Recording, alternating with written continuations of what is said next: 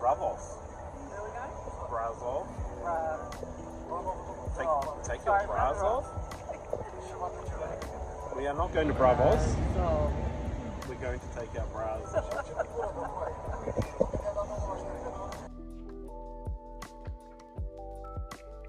Are now rolling through the old town in Brasov, not Brasov and not Bravos. So old town, Brasov. Let's go check it out. We're going to have a leisurely approach to the square here in Brasov, and we're going to chill and watch people. because I think like you go on the walking tour with him, and unless you can get really close, you can't always hear everything that he says. So, And he won't be going to Papanesh bakeries. So the old town here in Brasov is a lot more picturesque. The buildings are looked after a lot better than in Bucharest, we're told. Look at the colour and stuff, it's so cool. One of the famous things, of course, in Brasov is the black church. This is it here. It doesn't look very black. It actually looks quite clean and sort of, I'd say cream or grey, not black. And so it costs to get on in there. You've got the cable car that goes up the hill here. That looks pretty cool. We're just going to cruise around though, then find some Papanesh ice cream and sit down and chill.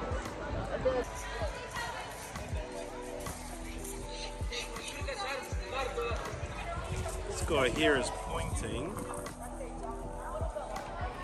at Danielle. We've just found a quiet place to sit away from the hustle and bustle. We're in the shadow of the Black Church on a couple of cheap seats, and we're actually going to go in a minute, but this is just too nice to pass up. You could wander around all day in the old town here at Brasov. It's pretty cool. But I just wanted to show you this for the uninitiated and the un-European travelled like we were. That's the international sign for pharmacy. So the pharmacies here will dispense a heap of stuff to you. You look for a green cross. In every country we've seen these green crosses flashing. They're all the same thing. They all mean that that's a pharmacy. So Brasov has the record for having the narrowest street in the whole of Europe, and this is it. This is a road, and it is the narrowest road in Europe.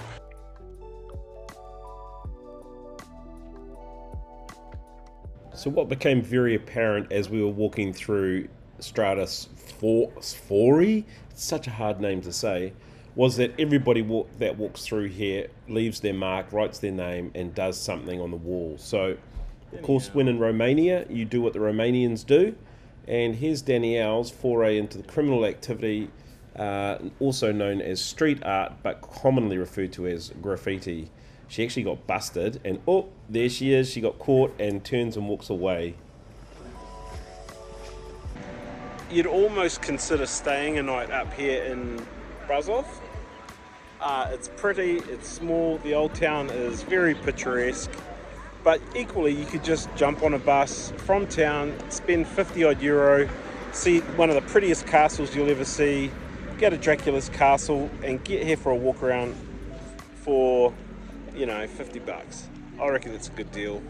We've had a cool day here, and some of us had just a little bit too much fun, but it's all good.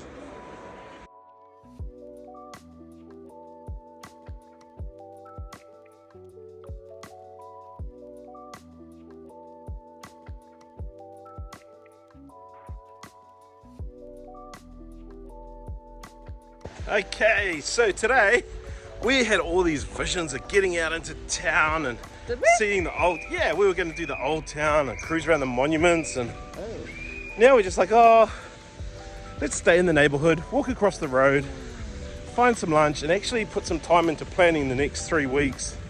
Because spontaneity is cool, but when it comes at a cost, it's not cool. And we're just sort of working out, if you leave things really, really late. last minute flights aren't so cheap. Last minute bookings for accommodation Aren't so cheap. So we're going to try and put the next 2 or 3 weeks on paper this afternoon, and then we're going to go for a spa treatment this evening. So excited because we finally, after like how many weeks? 10? 9? We found a mall. we're in a shopping mall and it's got the food court from... It's a real food court.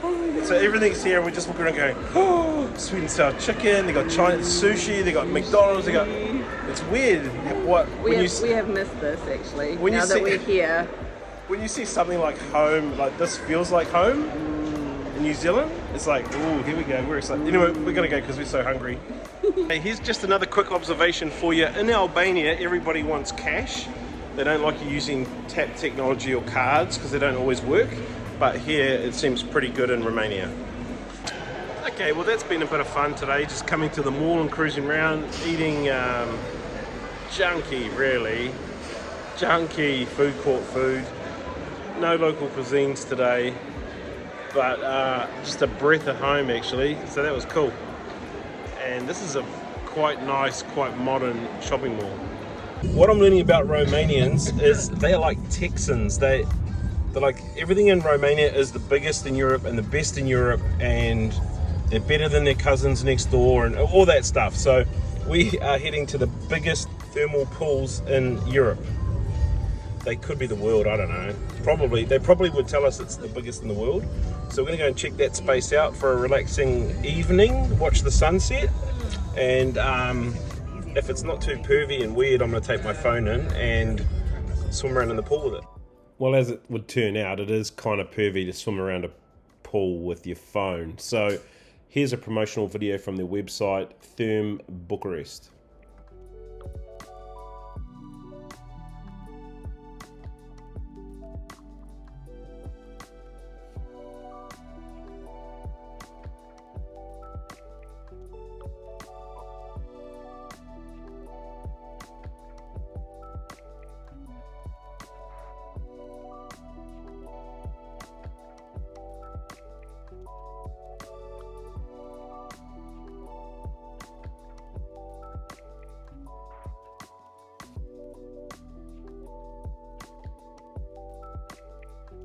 So you should buy your tickets online. They're about €25 per person to get access into all 3 levels. And it's also a really long way from Bucharest out to Therme. But I guess if you've got the largest thermal pools in Europe, it needs to be somewhere to take the biggest pools in the world, or Europe, or Texas, or wherever we are. Okay, we're in here. It already looks big, and it's super technology. Got the watch on, chuck your stuff in the locker, lock it in with this, get changed, have a shower, and then out there. Let's go. Okay, I've now been in here for about an hour and a half.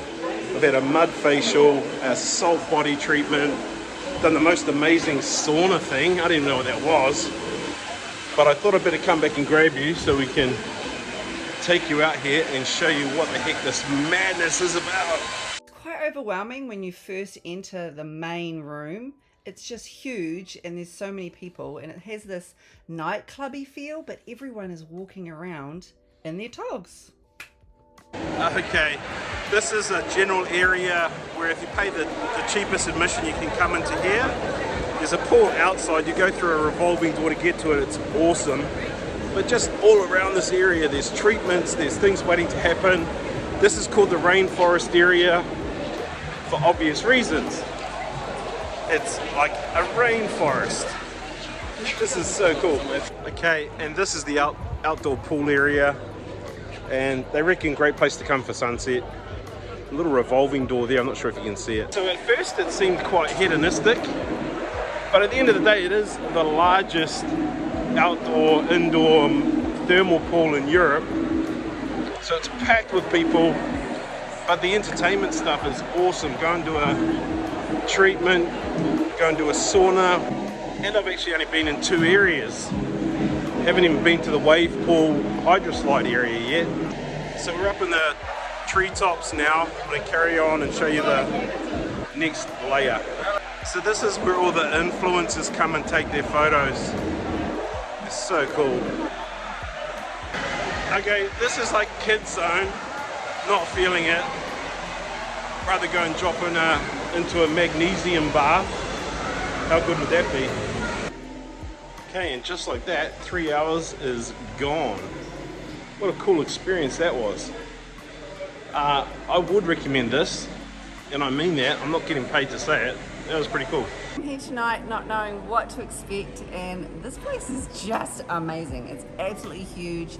There are heaps of pools, all different pools. There's saunas upstairs, not your usual sauna, like you go in and then someone will come in and they'll have all these lovely smells that they add to the room, and they almost like do a dance for you with their towel and make the air just move around and all the smells move around. And when that air, hot air hits you and those beautiful smells hit you, it's just amazing. This place is awesome.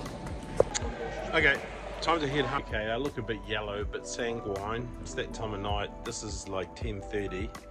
This is the third night in a row that I've been waiting outside our apartment at this time of night for our Uber Eats or our Bolt food to get delivered, and so gotta say it's quite safe here.